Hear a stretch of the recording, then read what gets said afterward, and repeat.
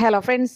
ഇന്നത്തെ എപ്പിസോഡിൽ ഡെയ്സി ശാലിനിയുടെ വണ്ടി തടഞ്ഞു നിർത്തി ശാലിനിയുടെ മുന്നിലേക്ക് എത്തി ശിവനെ കുറിച്ച് സംസാരിക്കണം. ശിവൻ തന്റെ കരുതിൽ കെട്ടിയ ആ താലി കാണിച്ചുകൊണ്ടാണ് ശാലിനിയോട് എതിർത്ത് നിൽക്കുന്നത്. ഡെയ്സിയുടെ വാക്കുകൾ കേൾക്കുന്ന ശാലിനി ഡെയ്സിയോട് പറഞ്ഞു, ഡെയ്സി, നിങ്ങൾ എന്നെ തെറ്റിദ്ധരിച്ചിരിക്കുകയാണ്. അപ്പോഴാണ് ശാലിനിയുടെ നേരെ കൈ ഉയർത്തിക്കൊണ്ട് ഡെയ്സി പറഞ്ഞു, എനിക്ക് ഒന്നും കേൾക്കണ്ട, നിങ്ങൾ പറയുന്ന ഒന്നും എനിക്ക് കേൾക്കാനും താല്പര്യമില്ല. പക്ഷേ ഒരു കാര്യം ഞാൻ പറഞ്ഞേക്കാം, എന്റെ ശിവനെ തട്ടിയെടുക്കാനായിട്ട് ശ്രമിച്ചാൽ അത് ഞാൻ ഒരിക്കലും അനുവദിക്കില്ല. അവൻ എന്റേതാണ്. അവനെ ഞാൻ കണ്ടിഷ്ടപ്പെട്ട നാൾ മുതൽ അവൻ എനിക്ക് മാത്രം സ്വന്തമാണെന്ന് ഞാൻ മനസ്സിൽ അടിയുറച്ച് വിശ്വസിച്ചതാണ്. അങ്ങനെ മനസ്സിൽ ഞാൻ കോറിയിട്ട കാര്യങ്ങളാണ്. അതിനെ ഇനി മാറ്റം വരുത്താൻ ആര് ശ്രമിച്ചാലും ഞാൻ അതിന് സമ്മതിക്കില്ല എന്ന് ഡെയ്സി ശാലിനിയെ വെല്ലുവിളി ഉയർത്തുമ്പോൾ ഇതും കേട്ട ശാലിനി പറഞ്ഞു, അതെ, ഒരു കാര്യം ഞാൻ പറയാം. ഇപ്പോ പറഞ്ഞതിൽ നിന്നൊക്കെ ഞാൻ പറയുന്നത് കൂടി നിങ്ങൾ കേൾക്കാൻ തയ്യാറാകണം. ശിവൻ എന്ന് പറയുന്നത് എന്റെ ഭർത്താവിന്റെ അമ്മ നടത്തുന്ന ബിസിനസ്സിലെ ഒരു ജോലിക്കാരൻ മാത്രമാണ്. സത്യമ്മ പറഞ്ഞതനുസരിച്ച് പലിശപ്പണം പിരിക്കാനായി പോകുന്ന ഒരു ജോലിക്കാരൻ മാത്രം. അയാള് ജോലി ചെയ്യുന്നു, പണം വാങ്ങിക്കുന്നു, അങ്ങനെ അത്ര മാത്രമാണ് അയാൾക്ക് എന്റെ കുടുംബത്തിലുള്ള ബന്ധം. പിന്നെ അയാള് വീട് വിട്ട് ഉണ്ടാക്കി വീട് വിട്ട് ഇറങ്ങി പോന്നതോ അയാളുടെ മറ്റു കാര്യങ്ങളോ ഒന്നും തന്നെ എനിക്കറിയില്ല. എനിക്കത് അന്വേഷിക്കേണ്ട കാര്യവുമില്ല. പിന്നെ ഒരു കാര്യം കൂടി എനിക്ക് പറയാനുണ്ട്. കഴിഞ്ഞ ദിവസത്തെ നിങ്ങൾ വീഡിയോയിൽ കണ്ടത്, ഇപ്പോൾ യൂട്യൂബിൽ വൈറലായിക്കൊണ്ടിരിക്കുന്ന ആ വീഡിയോയാണ് നിങ്ങളെ ഇത്രയേറെ രോഷാകുലയാക്കിയെങ്കിൽ ആ വീഡിയോയ്ക്ക് പിന്നിലും ഒരു സത്യമുണ്ട്. കാരണം അന്ന് എനിക്കൊരു ഇമ്പോർട്ടന്റ് മീറ്റിംഗ് അറ്റൻഡ് ചെയ്യാനുണ്ടായിരുന്നു. അന്നത്തെ ദിവസം എന്റെ വണ്ടി ബ്രേക്ക് ഡൗൺ ആയി വഴിയിൽ കിടന്നപ്പോൾ അതുവഴി വന്ന് ശിവന്റെ ജീപ്പിന് അന്ന് എനിക്ക് ലിഫ്റ്റ് വന്നു. അതുകൊണ്ട് വേഗം തന്നെ എനിക്ക് കളക്ട്രേറ്റിൽ എത്താൻ കഴിഞ്ഞത്. അതുമാത്രമാണ് അന്ന് സംഭവിച്ചത്. അത് എന്റെ ശത്രുക്കൾ കൃത്യമായി വീഡിയോ എടുത്ത് അതവർക്ക് ഇഷ്ടപ്പെട്ട രീതിയിൽ അവർ അത് വിനിയോഗിക്കുകയും ചെയ്തു. അതാണ് യഥാർത്ഥത്തിൽ ആ വീഡിയോയ്ക്ക് പിന്നിൽ സംഭവിച്ച കാര്യമെന്ന് ശാലിനിയെ ഡെയ്സിയെ ബോധ്യപ്പെടുത്തുമ്പോൾ അത് കേട്ട ഡെയ്സി പറഞ്ഞു, എന്തായാലും നിങ്ങൾ പറഞ്ഞ കാര്യങ്ങളൊക്കെ ഞാൻ കേട്ടിരുന്നു. പക്ഷെ എനിക്ക് ശിവനെ കുറിച്ച് പറയാനുള്ള കാര്യങ്ങൾ കൂടി നിങ്ങൾ കേൾക്കണം. അതെ, ശിവൻ എന്ന് പറയുന്ന ആള് നിങ്ങൾ കരുതുന്ന പോലെ ഒരാളല്ല. അവൻ ഒരു കാര്യം മനസ്സിൽ ഉറപ്പിച്ചിട്ടുണ്ടെങ്കിൽ അത് തീർച്ചയായിട്ടും അവൻ നേടിയെടുക്കുക തന്നെ ചെയ്യും. അതിനായിട്ട് വേണ്ടി തന്നെ അവൻ പല വഴികളും കണ്ടെത്തുകയും ചെയ്യും. അതാണ് ശിവന്റെ സ്വഭാവം. നിങ്ങൾക്ക് കാണാത്ത, നിങ്ങൾക്ക് അറിയത്തില്ലാത്ത ഒരു ക്രിമിനലാണ് അവന്റെ ഉള്ളിലുള്ളത്. അങ്ങനെ ഒരു ക്രിമിനൽ ആയിട്ടുള്ള ഒരു ശിവനെ കുറിച്ച് നിങ്ങൾക്കറിയില്ല. അത് നിങ്ങളൊന്ന് മനസ്സിൽ കൊണ്ടു നടക്കുന്നത് നന്നായിരിക്കുമെന്നുള്ള ഡെയ്സിയുടെ വാക്കുകൾ കേട്ട് ശാലിനി പറഞ്ഞു, അതെ, പിന്നെ ഇപ്പോ നീ പറഞ്ഞ ഒരു കാര്യം കൂടി ഉണ്ടല്ലോ, ഇന്നത്തെ പെൺകുട്ടികൾക്ക് ചെറുപ്പക്കാരെ പയ്യന്മാരോടുള്ള താല്പര്യത്തെക്കുറിച്ച്. എന്നാൽ നീ പറയുന്നത് പോലെ അങ്ങനെ ഒരു താല്പര്യം എനിക്ക് മറ്റൊരു പുരുഷനോടുമില്ല. നീ ഇപ്പൊ പറഞ്ഞതുപോലെ പ്രായത്തിന്റെ തിളപ്പെന്ന് പറയുന്നത്. പക്ഷേ എന്റെ പ്രായത്തിലുള്ളവർക്കൊക്കെ ഒരല്പം പഴഞ്ചൻ ചിന്താഗതി തന്നെയാണ്. അത് കുറച്ചുകൂടി പിന്നിലേക്കേ പോവുകയുള്ളൂ. ചോരത്തിളപ്പുള്ള ആരുടെയും പിന്നാലെ പോകുന്ന മനസ്സല്ല എന്റേത്. അത് കുറച്ച് പിന്നിലേക്ക് പോകുമെന്ന് പറഞ്ഞത് വേറൊന്നും കൊണ്ടല്ല. കേട്ടിട്ടില്ലേ, പാമ്പാണെങ്കിലും പഴകിയതാ നല്ലതെന്ന്. അത് തന്നെ, പ്രായമേറിയതും മൂപ്പേറിയതുമാണ് നല്ലതെന്ന് പറയുന്നത് അതാണ്. ഇതിന്റെ കാര്യം എന്താണെന്ന് ഇപ്പോൾ മനസ്സിലായില്ലെങ്കിലും പിന്നീട് കുറച്ചുകൂടി പ്രായമായി കഴിയുമ്പോൾ ഞാൻ പറഞ്ഞത് എന്തുകൊണ്ടാണെന്നുള്ള കാര്യം നിനക്ക് ബോധ്യമായിക്കോളും എന്ന് പറഞ്ഞ് ശാലിനി കാറിലേക്ക് കയറി. അപ്പോഴാണ് തട്ടുകടയിലിരുന്ന ഭക്ഷണം കഴിച്ചുകൊണ്ടിരിക്കുന്ന ആ യൂട്യൂബറിന്റെ ഫോണിലേക്ക് യൂട്യൂബറിനെ സ്ഥിരമായി വിളിക്കാറുള്ള ഒരു സുന്ദരി വിളിക്കുന്നു. അവർ പരാതി പറയുകയും ചെയ്യുന്നു. അവയാൾ അവർക്ക് വേണ്ടി ഒരാളുടെ പേരിൽ ഗോസിപ്പ് ഉണ്ടാക്കണമെന്നും അങ്ങനെ അയാളെ നാറ്റിക്കണമെന്നുമായിരുന്നു അവരുടെ ആവശ്യം. അത് നടത്തി കൊടുക്കാത്തതിന്റെ പേരിൽ യൂട്യൂബറോട് പിണങ്ങി അവർ ഫോൺ കട്ട് ചെയ്തു. ഇനിയിപ്പോ അവളുടെ ആവശ്യം നിറവേറ്റാനായിട്ട് ഇനി അവന്റെ ഭാര്യയ്ക്ക് ഒരു കാമുകനെ ഞാൻ ഉണ്ടാക്കണല്ലോ. അതെങ്ങനെ ഉണ്ടാക്കുമെന്ന് യൂട്യൂബർ തല പുകച്ചുകൊണ്ടിരിക്കുമ്പോഴാണ് ശിവൻ അവിടേക്ക് എത്തിയിട്ട് പറഞ്ഞത്, അതിനുള്ള വഴി ഞാൻ പറഞ്ഞു തരാം. അത് കേട്ടതോടെ യൂട്യൂബർ ആകെ അതിശയപ്പെട്ട് നോക്കുമ്പോ ശിവൻ പറഞ്ഞു, അതെ, ഞാൻ ശരിയാക്കി തരാമെന്ന് പറഞ്ഞത് വേറൊന്നും കൊണ്ടല്ല, നിങ്ങളുടെ ഫോൺ സംഭാഷണമൊക്കെ ഞാൻ കേട്ടിരുന്നു, അതുകൊണ്ടാ. അല്ല, ഞാൻ അങ്ങനെ ഒരു കാര്യം ചെയ്തു തരട്ടെ, അതാവുമ്പോ ഒരു സന്തോഷാവുമല്ലോ അയാൾക്ക് വേണ്ടി. ഇനി ഒരു കാര്യം തനിക്ക് ചെയ്യാൻ പറ്റുന്നതും ഇത് തന്നെയാണ്. ആളെ ആരിച്ചിരി മോശക്കാരനാണ്. അതുകൊണ്ട് അയാൾക്കെതിരെ ഒരു ഗോസിപ്പ് ഉണ്ടാക്കിയെടുക്കണം.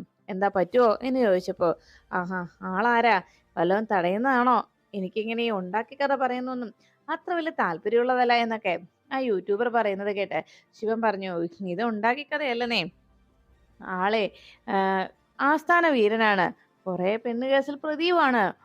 എല്ലാം കേട്ടതോടെ അയാൾ ചോദിച്ചു, ഓ അങ്ങനെയാണല്ലേ, എന്നാ കുഴപ്പമില്ല സാറേ, ഞാൻ ശരിയാക്കാം. അല്ല ഇത് വല്ലതും തടയുന്നതാണോ എന്ന് ചോദിച്ചപ്പോ, അതിനെന്താ, ഞാനൊരു 3 രൂപ തരും, 30 രൂപ അങ്ങ് തരും. അത് കേട്ടതോടെ ആകെ ഞെട്ടലായി യൂട്യൂബർക്ക്. അല്ല 30 രൂപ എന്ന് പറഞ്ഞ അതായത് 30,000 രൂപ. അല്ല ഇയാൾക്ക് മക്കളൊക്കെ ഉള്ളതാണോ എന്ന് ചോദിച്ചപ്പോ, ഒരു മകനുണ്ട്, ഒരു തല തെറിച്ചവൻ താൻ തോന്നി, അങ്ങനെ പറഞ്ഞതും, ഓ ശരി, എന്നാ 2 പുട്ടും കടലയും പറയട്ടെ എന്ന് ചോദിച്ചപ്പോ, വേണ്ടെന്നേ എന്ന് ശിവൻ മറുപടി നൽകി. ഉടനെ അയാൾക്ക് കൊണ്ടുവന്ന ഭക്ഷണം അയാൾ കഴിക്കുന്നതിനിടയിൽ ശിവനോട് ചോദിച്ചു, അല്ല ഫോട്ടോ എങ്ങാനും ഉണ്ടോ അയാളുടെ? അപ്പോഴാണ് ശിവൻ പറഞ്ഞത്, ആ ഒരു ഫോട്ടോയുണ്ട്, ഞാനതേ ഫേസ്ബുക്ക് വഴി കഷ്ടപ്പെട്ട് കണ്ടുപിടിച്ചതാ, ഇതാണ് ആള് എന്ന് പറഞ്ഞ് ശിവൻ ആ ഫോട്ടോ ആ യൂട്യൂബറിന് നേരെ കാണിച്ചു കൊടുത്തു. യൂട്യൂബർ ആ ഫോട്ടോ കണ്ടതും ഭക്ഷണം കഴിക്കുന്നതിനിടയിൽ ഫോട്ടോയിലേക്ക് നോക്കിയതും പെട്ടെന്ന് അയാൾ ചാടി എഴുന്നേറ്റു. എടാ, നീ എന്റെ അപ്പനെ കുറിച്ചാണോ പറഞ്ഞത് എന്ന് ചോദിച്ചപ്പോ ഉടനെ ശിവൻ, പറഞ്ഞല്ലല്ലോടാ, നിനക്ക് പണി തരാൻ വന്നതല്ലേ എന്ന് ശിവൻ ചോദിച്ചു. നിങ്ങളെ മുമ്പ് കണ്ടു പരിചയമുണ്ടല്ലോ എന്ന് അപ്പോഴേക്കും ആ യൂട്യൂബർ ആലോചിച്ചപ്പോ പെട്ടെന്ന് ശിവൻ യൂട്യൂബറുടെ കർണത്തിനോട് ഇടി കൊടുത്തു.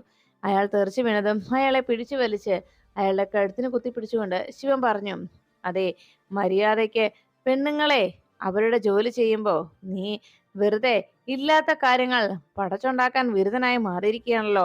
മേല ഇതുപോലെയുള്ള കള്ളക്കഥകൾ മെനഞ്ഞാൽ അന്ന് നീ ഞാൻ തന്ന ഈ സമ്മാനം ഓർത്തിരിക്കണം.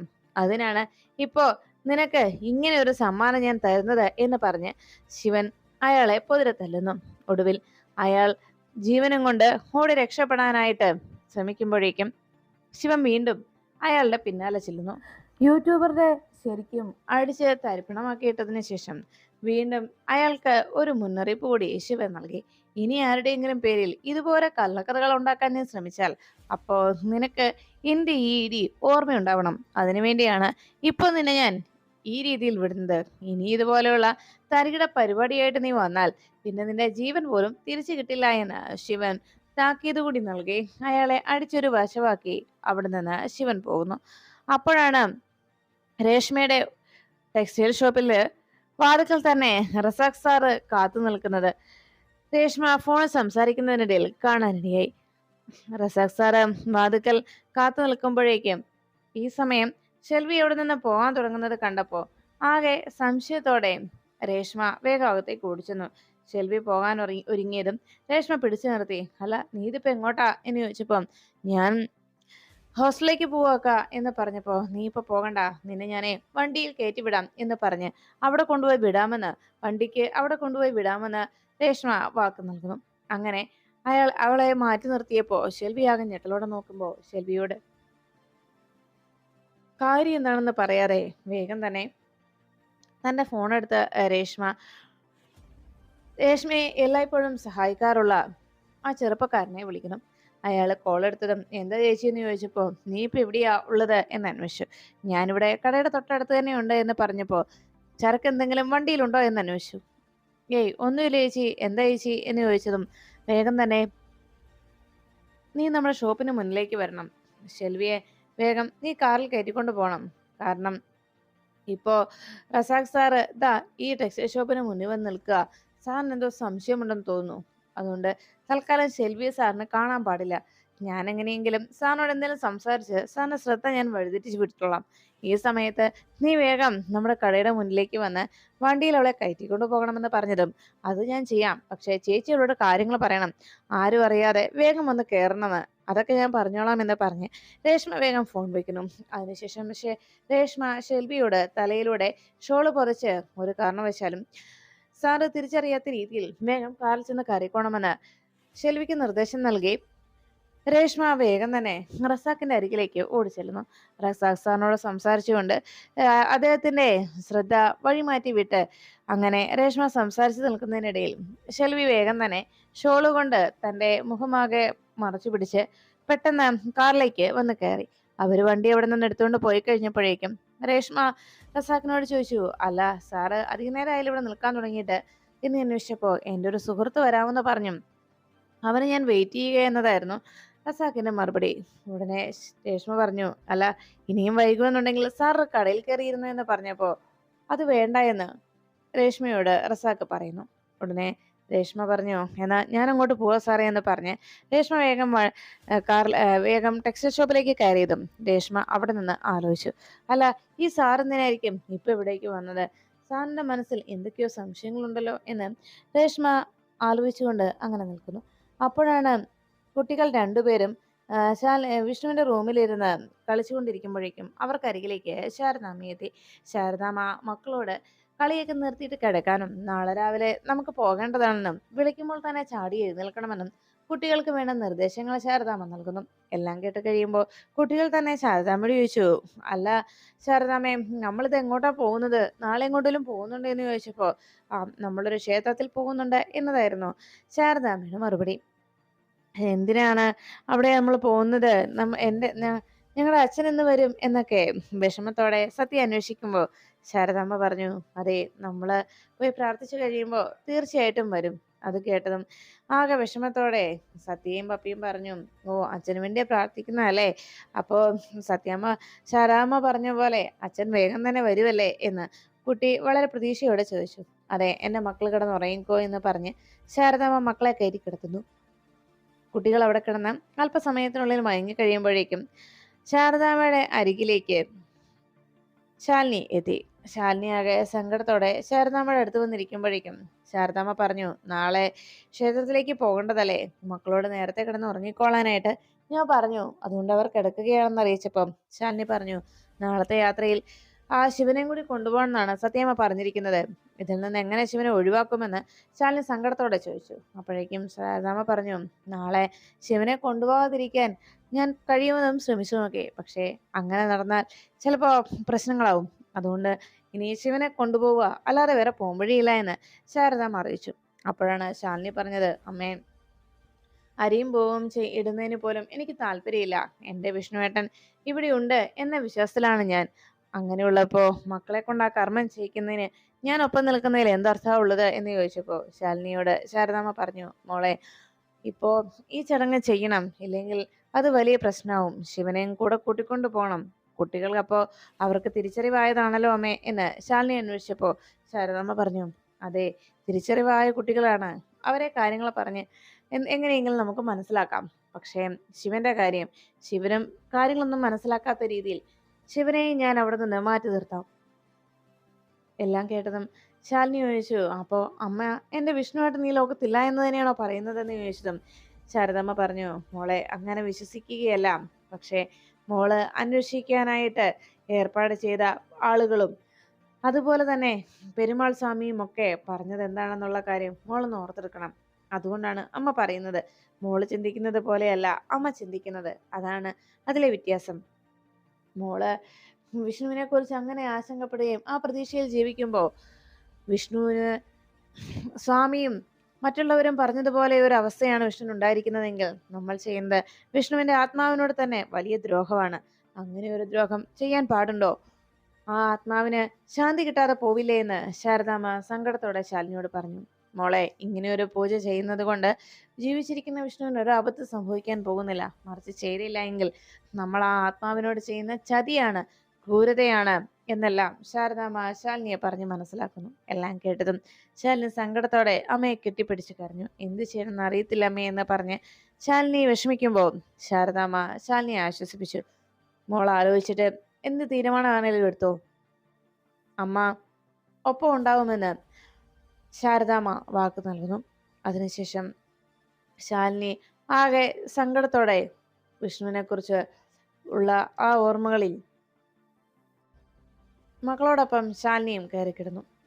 അപ്പോഴാണ് പ്രകാശ് ചന്ദ്രയെ കാണാനായിട്ട് മാണിക്കോത്തേക്ക് എത്തിയത്. മാണിക്കോത്ത് കാർ ഷെഡിനടുത്ത് രണ്ടുപേരും ഇരുന്ന് മറ്റുള്ളവരെ കാണാത്ത രീതിയിൽ ഇരുന്ന് സംസാരിച്ചു. എന്താണ് നിന്റെ തീരുമാനം എന്ന് ചോദിച്ചപ്പോ പ്രകാശ് പറഞ്ഞു, അതിനിപ്പോ ഞാൻ എന്താ ചന്ദ്ര പറയുക എന്ന് അന്വേഷിച്ചപ്പോ പ്രകാശിനോട് ചന്ദ്ര പറഞ്ഞു, എടാ, ഇനിയെങ്കിലും നീ ഈ വിവാഹ കാര്യത്തിന് മുൻകൈ എടുക്കണം, ഇല്ലെങ്കിൽ മറ്റാ ഏതെങ്കിലും ആൺപിള്ളാരെ എന്നെ കെട്ടിക്കൊണ്ടു പോകും, അതാ സംഭവിക്കുക എന്നറിയിച്ചു. അത് കേട്ടതും പ്രകാശ് പറഞ്ഞു, ഞാൻ വന്ന് നിന്റെ അച്ഛനോട് സംസാരിക്കട്ടെ, കുറച്ചുകൂടി സാവകാശം എനിക്ക് വേണം എന്ന് പറഞ്ഞപ്പോ ഉടനെ അത് കേട്ടതോടെ ചന്ദ്രിയ പറഞ്ഞു, അതെ, ഒരു കാര്യം ഞാൻ പറയാം.